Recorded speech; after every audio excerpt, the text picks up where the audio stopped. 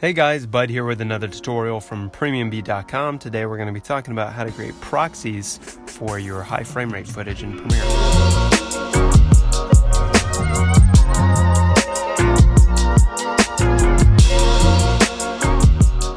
So I'm going to go ahead and import some clips here into Premiere. I've got 5 clips, 2 of which were shot at 24 frames a second on the Phantom 3 Pro, and the other 3 that were shot on the GH5 at 60 frames a second. Now, my project frame rate is 24 frames a second, and I would like my GH5 60 frames per second footage to be conformed to that 24 frames per second project frame rate. So I'm going to go ahead and import these into Premiere. And once they're in my project panel, you can see here that my DJI Phantom 3 Pro clips are 24 frames a second, and my GH5 clips are 60 frames a second.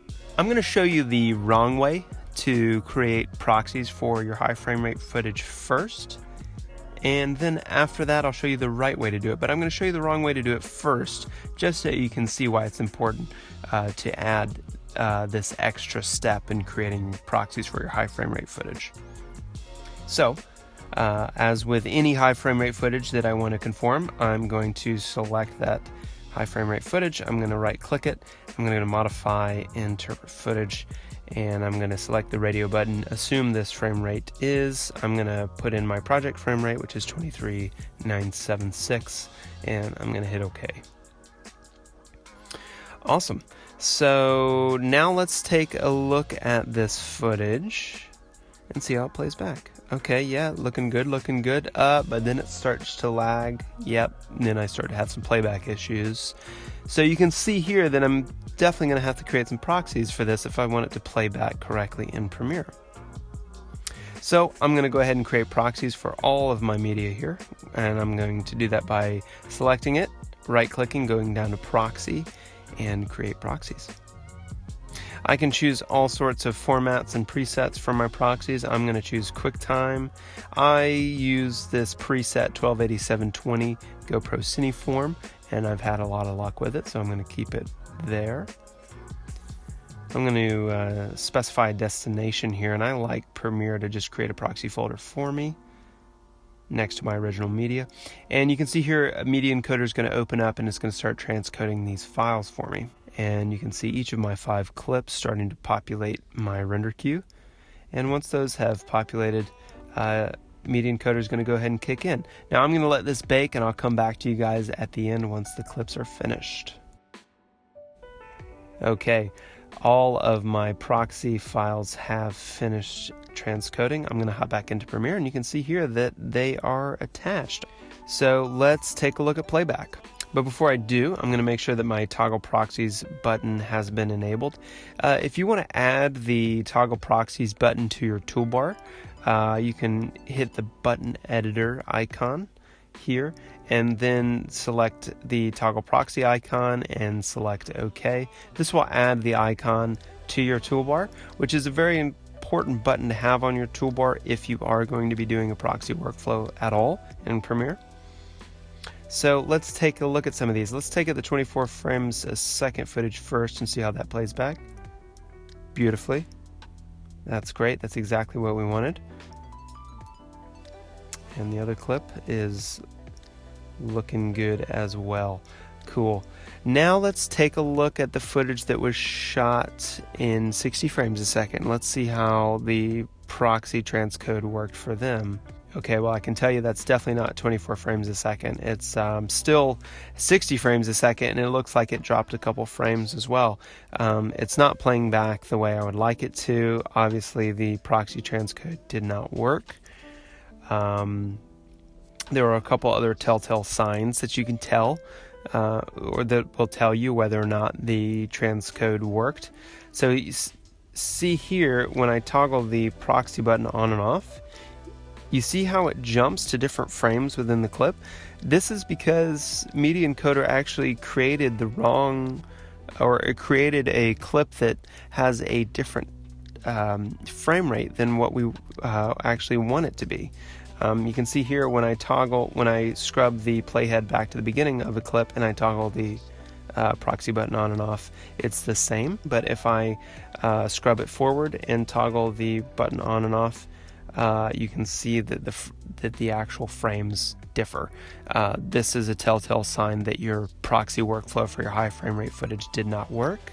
So now I'm going to show you the correct way to create a proxy for your high frame rate footage. First, I'm going to go into Finder, and I'm just going to go ahead and delete these proxies for my high frame rate footage, my GH5 footage, because I know I'm not going to use them.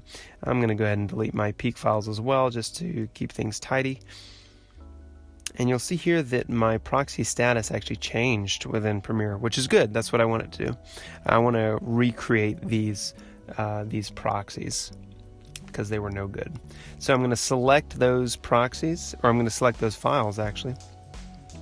And you can see here that actually I've already conformed this footage in Premiere. This is very important. This is actually the first step of the process that you want to make sure that you've done for your high frame rate footage before you transcode them. So the workflow is you want to import your footage. For your high frame rate footage, you want to go ahead and conform that footage within Premiere, which we've already done here. As you can see, it's the frame rate has been changed to 23976, which is our project frame rate. That's what we want.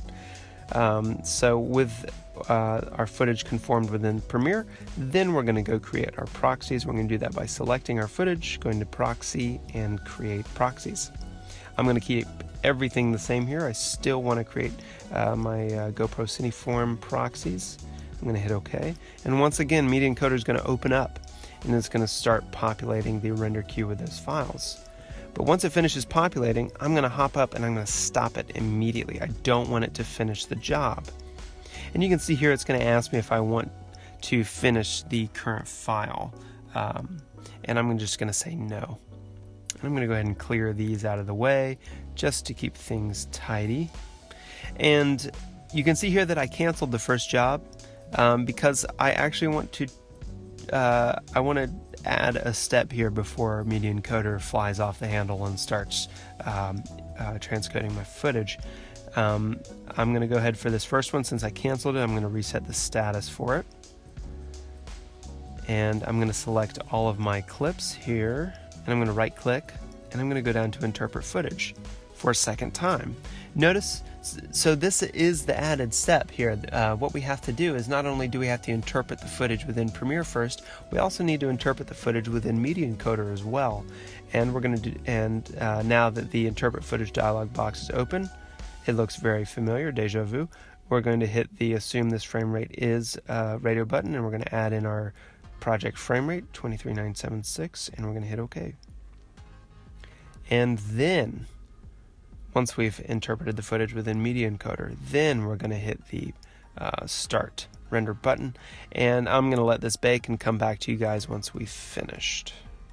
All right, now with my clips finished, I'm going to hop back over into Premiere, and you can see here that my proxy status has changed, at least for most of my clips. You can see here that this clip here, my proxy status says that it's still offline. Why is that? Well, that's because that is actually, if we hop over to Media Encoder, you'll see that's the first clip that I canceled. Remember when we hopped over and we canceled the render job? Well, Premiere doesn't like that. Premiere thinks that we actually did not create a proxy file for that particular clip, but we did. So what we're going to have to do is we're just going to have to reconnect the file that we actually did create with the settings that we actually wanted. So to do that is very easy. We're going to hop back into Premiere, and I'm going to select that clip in my project panel, and I'm going to right click it. I'm going to go to Proxy, Attach Proxies. That is the clip that I want to attach proxies to, so I'm going to hit Attach. And you can see here that I have a duplicate proxy file. I want this -1 file, or the file that's appended with -1. That's the one that I actually want. That's the one that we actually created. And there you can see that the proxy status is now attached. Now let me show you if I were to go to my my proxy folder. So yeah, you can see here I've got two clips ending in 215 proxy. But this one that's appended with _1 actually has 330 megs as compared to 4 megs, so you can tell which one was canceled and which one was actually executed. So now that I have my clips in Premiere with the correct proxy status, I'm going to go ahead and play these back and see what they look like.